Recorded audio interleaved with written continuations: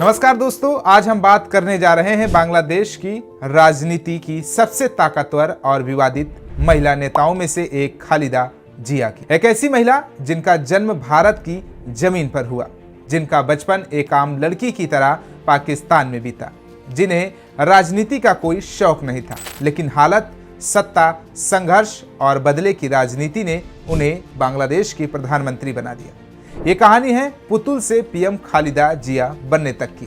भारत में जन्मी एक लड़की खालिदा जिया का जन्म 15 अगस्त 1945 दिनाजपुर, जो उस समय ब्रिटिश इंडिया का हिस्सा था, आज का पश्चिम बंगाल। उनका असली नाम था खालिदा खानम मजूमदार और घर में प्यार से उन्हें बुलाया जाता था पुतुल। उनका परिवार पढ़ा लिखा, मध्यम वर्गीय और सम्मानित था। राजनीति से दूर, सेना और प्रशासन से जुड़ा हुआ माहौल था। उस समय कोई नहीं जानता था कि यही लड़की आगे चलकर बांग्लादेश की सत्ता को दशकों तक हिलाने वाली है। शादी जिसने किस्मत बदल दी। खालिदा जिया की जिंदगी का सबसे बड़ा मोड़ आया उनकी शादी से। उन्होंने शादी की जियाउर रहमान से। उस समय जियाउर रहमान पाकिस्तान सेना में अधिकारी थे, बाद में बांग्लादेश लिबरेशन वॉर के हीरो बने और फिर बांग्लादेश के राष्ट्रपति। खालिदा जिया उस दौर में राजनीति से दूर, मीडिया से दूर, सत्ता से दूर एक घरेलू महिला थी। 1981 हत्या जिसने सब बदल दिया। 30 मई 1981 एक सैन्य विद्रोह में राष्ट्रपति जियाउर रहमान की हत्या कर दी गई।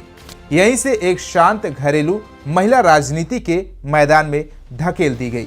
खालिदा जिया के सामने दो रास्ते थे, पीछे हट जाना, पति की विरासत संभालना।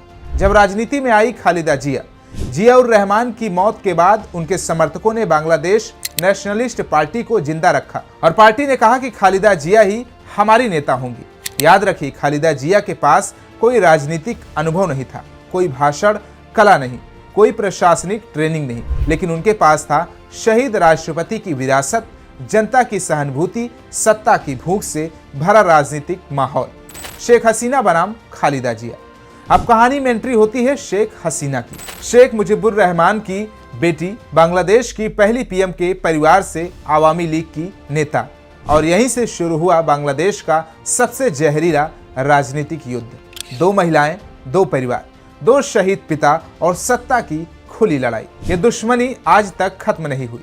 खालिदा जिया बनी प्रधानमंत्री। सैन्य शासन के बाद 1991 में चुनाव बीएनपी जीती। खालिदा जिया बनी बांग्लादेश की प्रधानमंत्री। वो बनी देश की पहली महिला प्रधानमंत्री। संसदीय लोकतंत्र बहाल हुआ, सेना को पीछे किया गया।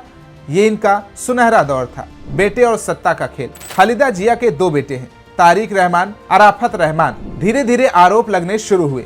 बेटे सत्ता में दखल दे रहे हैं, भ्रष्टाचार, commission, mafia network. Tariq Rahman को कहा जाने लगा बांग्लादेश का शैडो पीएम। यहीं से खालिदा जिया की छवि को झटका लगना शुरू हुआ। सत्ता से बाहर फिर वापसी। 1996 सत्ता गई, 2001 फिर सत्ता में वापसी, लेकिन राजनीति और ज्यादा जहरीली हो चुकी थी। आवामी लीग बनाम बीएनपी, सड़कों पर हिंसा, हड़ताल, बम धमाके, सेना की दखल। बांग्लादेश एक तरह से स्थानीय राजनीतिक संकट में फंस गया। जेल, बीमारी और पतन। 2010 के बाद शेख हसीना की सरकार ने खालिदा जिया पर भ्रष्टाचार के केस लगाए। 2018 में खालिदा जिया को जेल हुई। उम्र ढल चुकी थी, बीमारियां थी, बेटे निर्वासन में थे। आज खालिदा जिया राजनीति से लगभग बाहर, बीमारी से जूझती, सत्ता से दूर। बांग्लादेश की पूर्व प्रधानमंत्री और बीएनपी की चेयरपर्सन खालिदा जिया अब इस दुनिया में नहीं रही। खालिदा जिया का मंगलवार तड़के निधन हो गया। बीएनपी प्रमुख खालिदा जिया ने 80 साल की उम्र में आखिरी सांस ली। तो कैसा लगा हमारे वीडियो? कमेंट बॉक्स में फीडबैक जरूर दीजिए। बाकी तमाम देश और दुनिया की खबरों को देखने के लिए देखते रहिए स्टेट मिरर हिंदी।